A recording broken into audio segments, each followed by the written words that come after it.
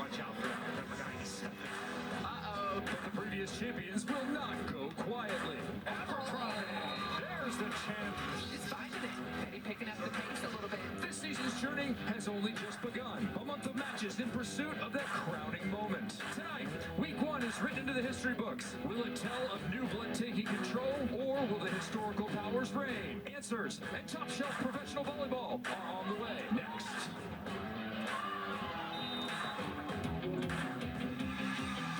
3 nights of play in every Athletes Unlimited Pro Volleyball weekend, and we have hit that 3rd night with Team Hentz and Team Kingdon Rishel kicking us off in our first of 2 matches on the evening from Liberty First Credit Union Arena in Omaha, Nebraska.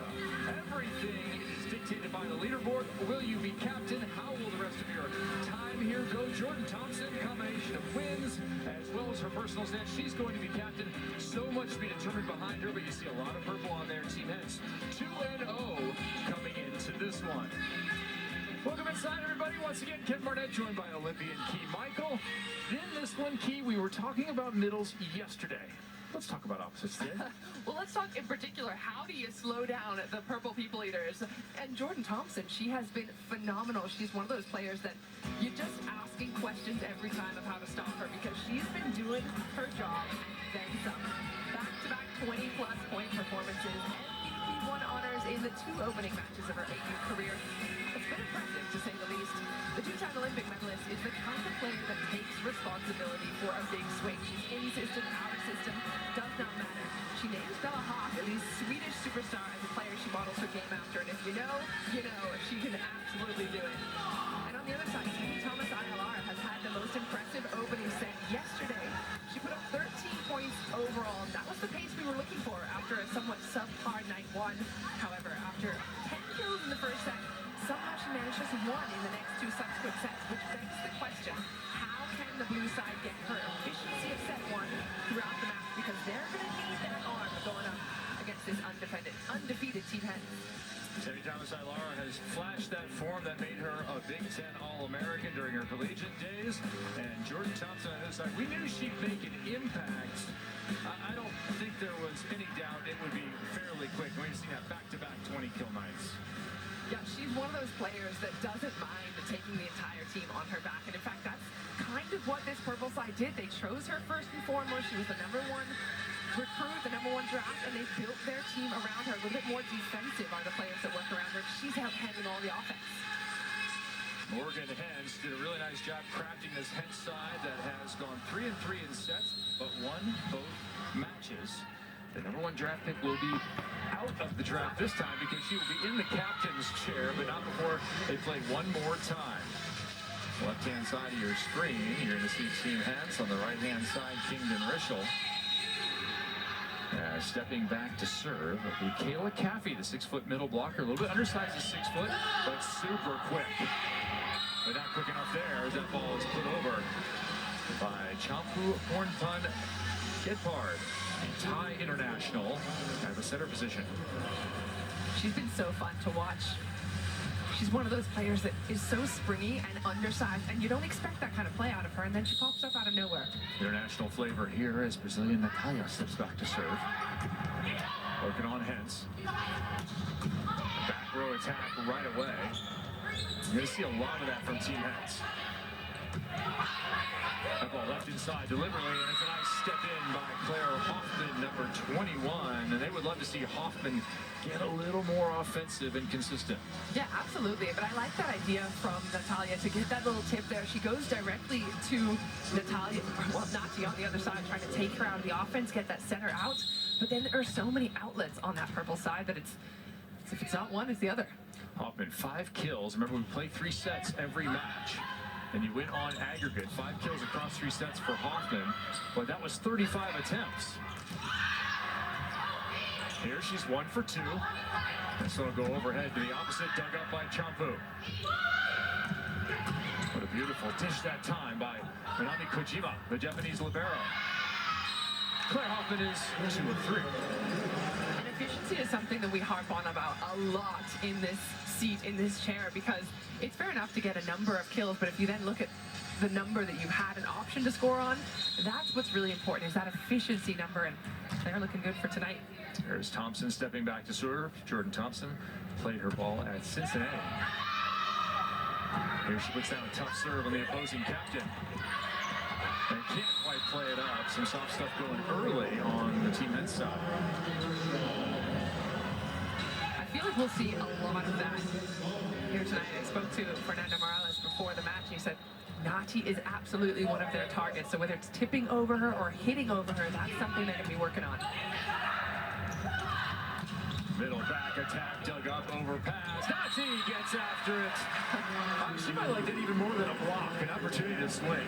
I was going to say, that was my response to Coach Morales when he said he's going for them. And he knows better than anything. She's a Puerto Rican, so is he. That she is offensive, even at her small stature. She does not care. She wants to get involved in the game any way she can. That's why you see her so high on the leaderboard. Yeah, she doesn't take a lot of negative points either, as that ball goes a little bit too long. That leaderboard, if you notice, coming in 4 different positions as we enter tonight in the top 4, including libero Morgan Hentz. What a solid group she's put together and captained here as Glenwood, Illinois' Temi Thomas Aguilar serves short. Good touch. Natalia plays that in front of the center. Smartly done. And it results in a point.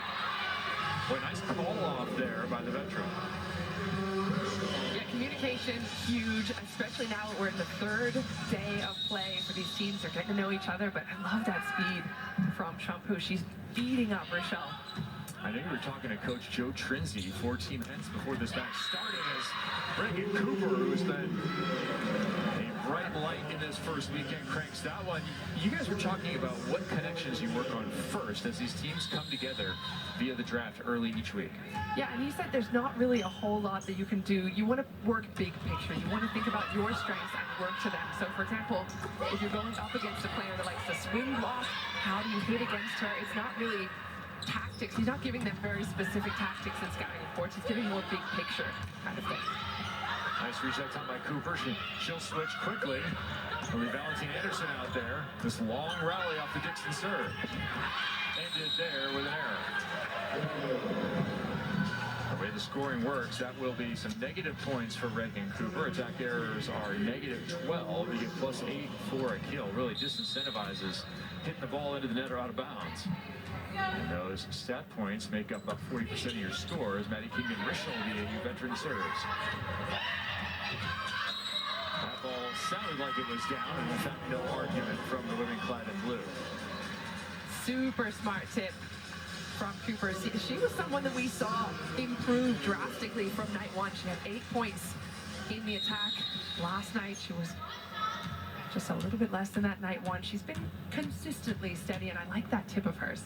Natalia Valentine Anderson back to serve. That ball pushed through the block. Hentz read it all the way. Looking for a little chip off the edge. There's Cooper with a better swing. She's got that one error, but a couple of really nice angle blasts.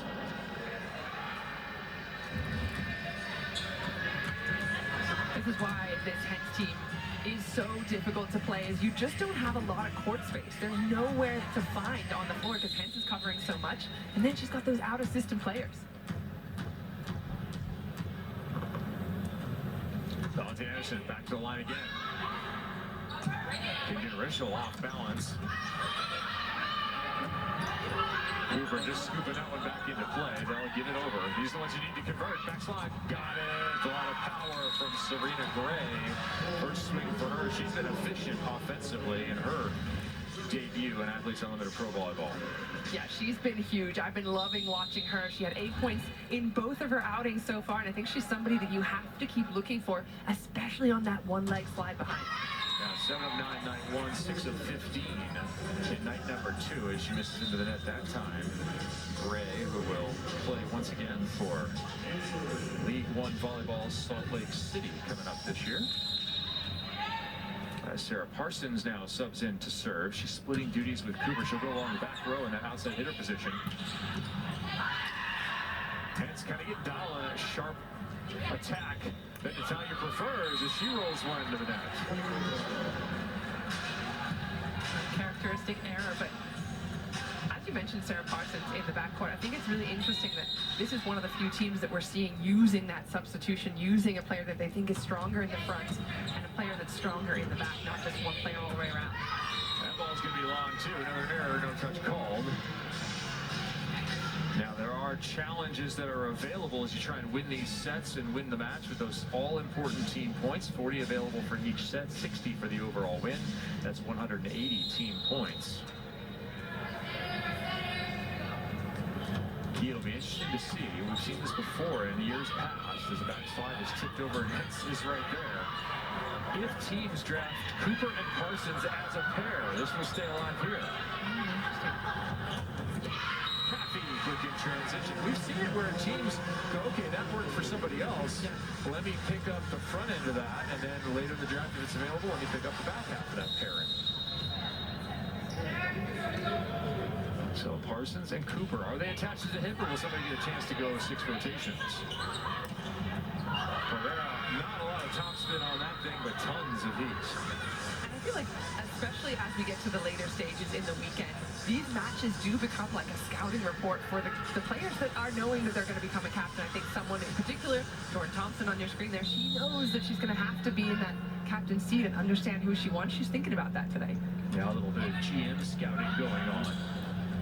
Where in the draft can you get them? Would you want them? How do they mesh with your own game if you're a captain? Interesting with the libero side as Cappy picks up that joust block. Hentz comes in, hey, I got the defensive passing, but I need everything else, all of the offense. Typically, the other positions filled out by in hitters. Middles have been pretty exceptional to climb up into that championship here, looking for an assist. Is Dixon, and she'll get it there. Points for setting her one-time national team teammate, Jordan Thompson. I think if I'm Thompson, I'm thinking about the way that Hentz drafted this team, and I want to do something exactly the same way, because knowing herself and how she can clean up those junk balls, she needs a team that's really defensive minded. They just get the ball off the floor and she'll do the rest. A service there, and that'll be what was a 7-1 run going 8-1, and so much pressure applied. 14-7. Timeout called by Team Kingdon Rishel. They are on the ropes. And next Key will be on the court. She'll be interviewing Jordan Thompson. Can't wait to see that one. Welcome to Off the Court with Key. We have a very special guest today. It is Jordan Thompson. We're going to grab her off the court and we're going to talk all things non-volleyball. Starting with, your dad was a Harlem Globetrotter. Do you have any basketball trick shots you could show us? You know, not really trick shots, but one time when I was younger, I did hit a left-handed hook shot from the free throw line, and I feel like that was really cool. I want to see that. I know you're skilled at so many things. Another one is horse riding, and you have a collection of horses. Are they real or are they figurines? Okay, so when I was younger, I used to collect them and just like spread them out on my like little dresser, and I don't have them anymore. I don't know if my mom maybe saved some from when I was a kid, but yeah, I was obsessed. We gotta find them. We gotta get her some more horses. And we know you love animals. What about Simba and Autumn? What are they up to right now? They're probably just hanging out at home. Simba's probably chasing a ball. He never stops. Well, when you're not chasing a ball with him, you're also thrifting, stylish all the time. What are you looking for when you go thrift shopping?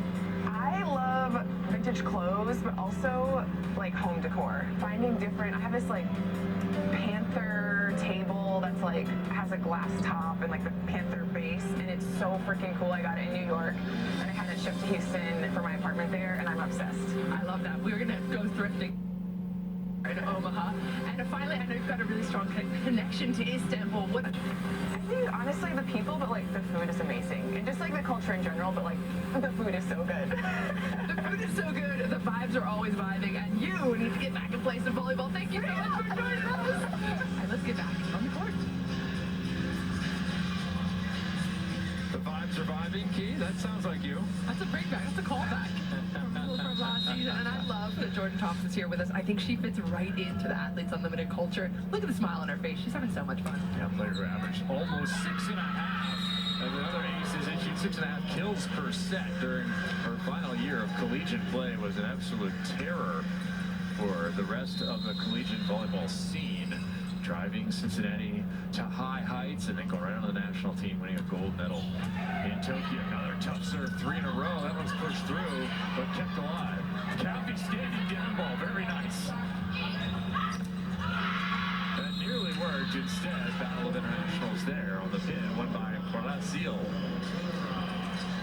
Now we're looking at our leaderboard overall with these two teams adding to their totals. And this gets a little out of balance here with Team Abercrombie also up there via their success yesterday, a sweep.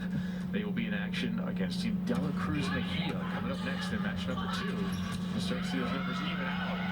Kojima keeps it alive. What a beautiful run by the captain. And then redirect is gone. Payment for number 19 in her effort. That's a huge point for the captain of the blue side. You thought the ball was down. You thought, is anyone going to go for it? Maybe she'll get lucky. And that was huge to force an error off of her opponent. Well, would have been 16-8. Remains just a 6-point difference here.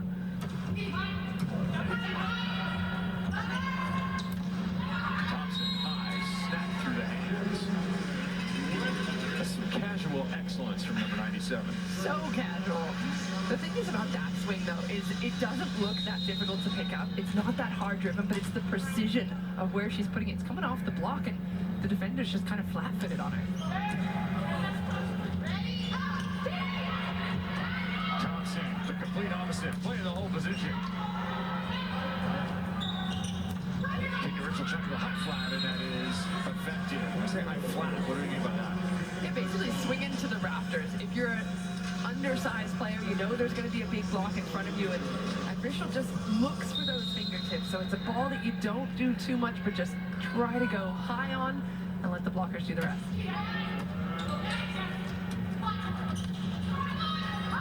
Nice stretch by Natalia, and nobody up.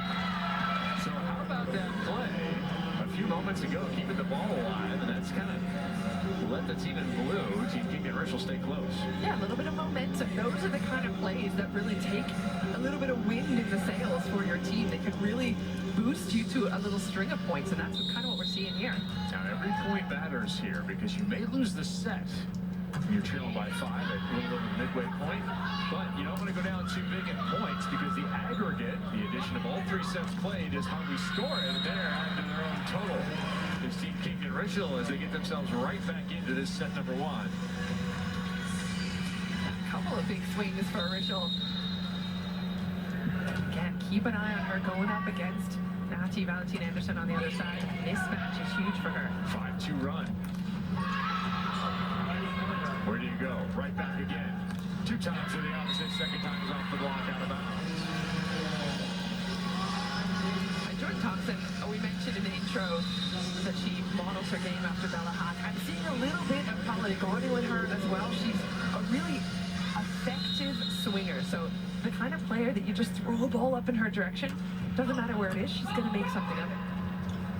Nazi one-on-one, that is advantage for Team Kingdon Rishel as the fast start for Maddie Kingdon Rishel, one-time Arizona star, continues here, and that's important. They've been searching for some point scoring. Would it be MKR? Would it be Natalia? Who else could it be? As Maddie Bug comes in, and they go with the double sub pretty early here. Well, Rene, the other Brazilian, to the front row. That one sneaks inside the block. It's almost a guaranteed point when the ball goes Thompson's way, and I think this is what the question remains for every team that's playing against this purple side is how do you slow her down? Maybe just get some better touches, let your defense work around. I think that last one may have caught Serena Gray right in the face, and we might have a little bit of blood happening as that ball went through the block via her nose. Been there. It is dangerous, and you should get hazard pay for playing middle blocker.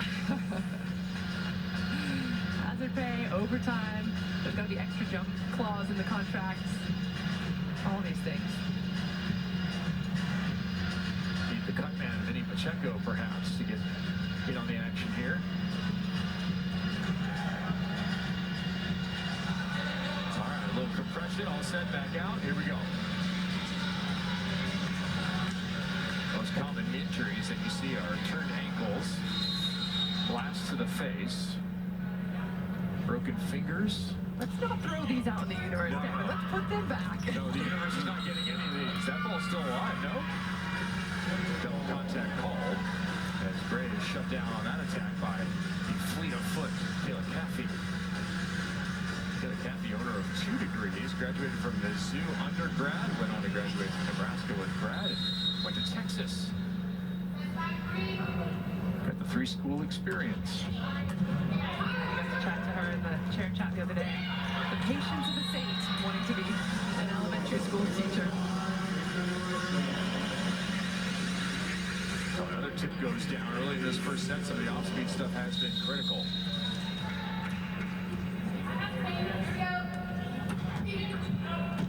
That balls are on the back line, falling off the shelf.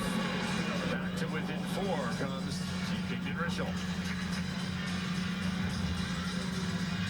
Those are the kind of serves that are so good to use in this kind of league. Again, it's a communication problem on that ball. They're both thinking it was out. Good opportunity there, swung high, Overbug with the dig. They take Thompson out. And then there's a miss by Team Hentz. Within 3 now, Team Kingdon Rishel. Do you take a timeout if you're Team Hentz right now? It might be worth a little chat. Some kind of slowdown of momentum, maybe a challenge they might be looking for. So you get 2 challenges per team per set, captain's challenges. And ever since the challenge has come into the game internationally, collegiately, there's been a lot of use of those as de facto timeouts. This one is close though. It's like a legitimate challenge. Original call was out.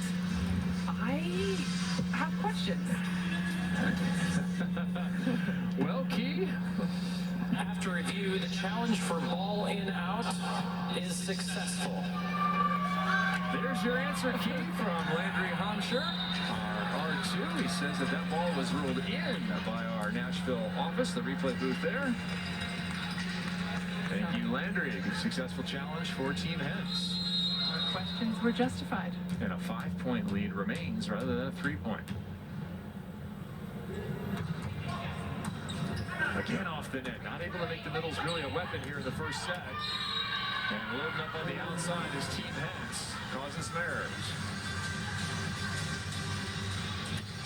Yeah, Natalia doesn't really seem to have found her stride just yet. Only 2 kills so far on 7 attempts today.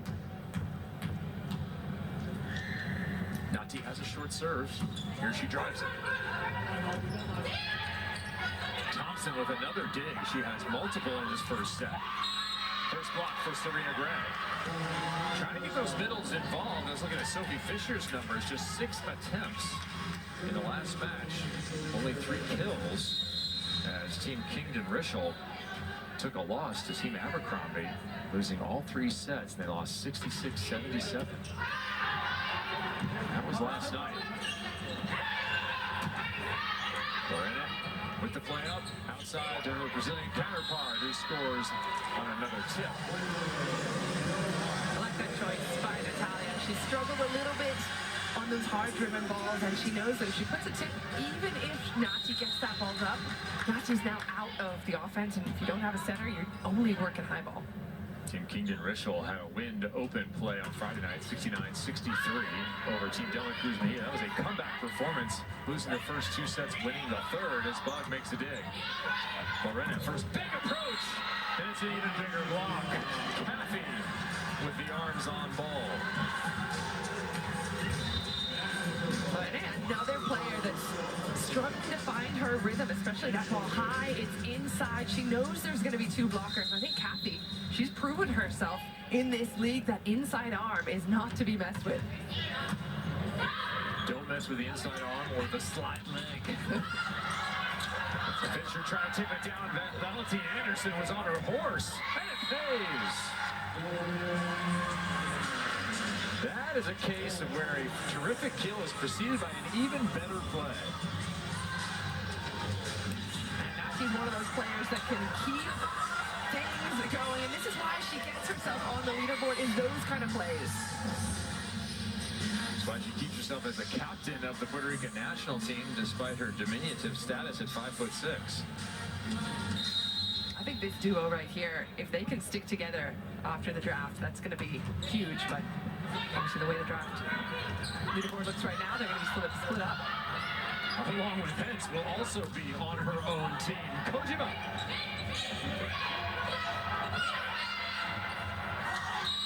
Finally, that ball may be over.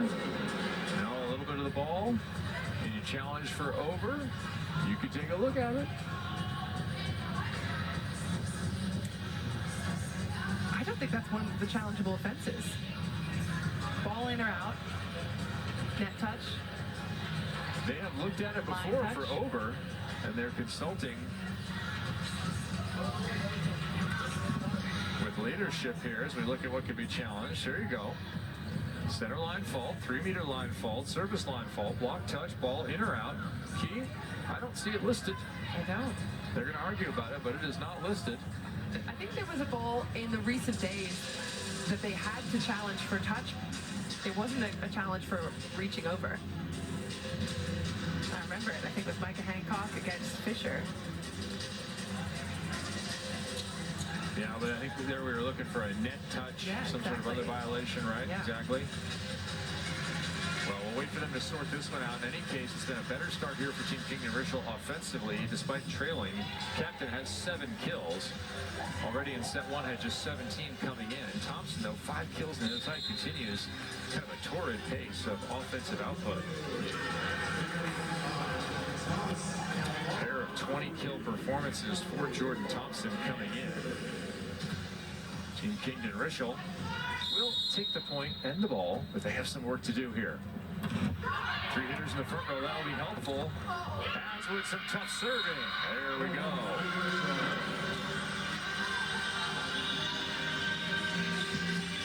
Targeting that front court attacker, always a good idea.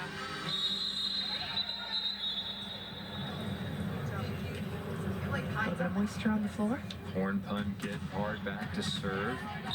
No stranger to professional volleyball in the United States, the Orlando Valkyries in the 25 title was one behind the capable setting of Champu.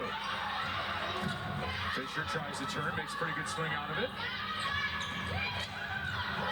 And another chip goes down. Well, if they had another practice together, Team Hentz, which they don't, they're going to split up tomorrow in the draft. They'll be working on some tip coverage. Yeah, a couple have fallen already tonight, and I think that's got to be a huge part of the strategy for the blue side is how do you cause some confusion? It is a very strong defensive team in terms of hard-driven balls. Make a move.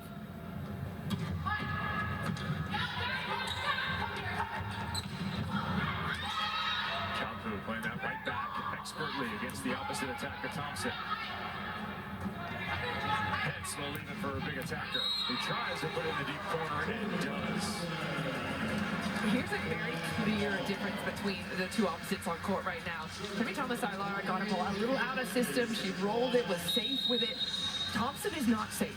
She goes deep corner and she goes high, and she's really dialed it in. The precision is there as well. And Team Hentz goes to a set point, looking for those 40 team points. Trying to pile on sex on you here in the first set. And a final night of play. Underneath it, Nazi once again. Oh, beautiful. High set. And Hoffman feasts on that one. Nazi in the background yelling, hit it! After a defensive effort like that, she was ready to be done. And this is really the way that we've seen this purple side play all weekend long. That kind of aggression in the defense is what allows them to be so offensive. Jordan Thompson delivered with another 6 kills, hit 50%, but a more balanced outing here. Reagan Cooper with 3 and Claire Hoffman with 4, including the set winner, 40 team points on that blast.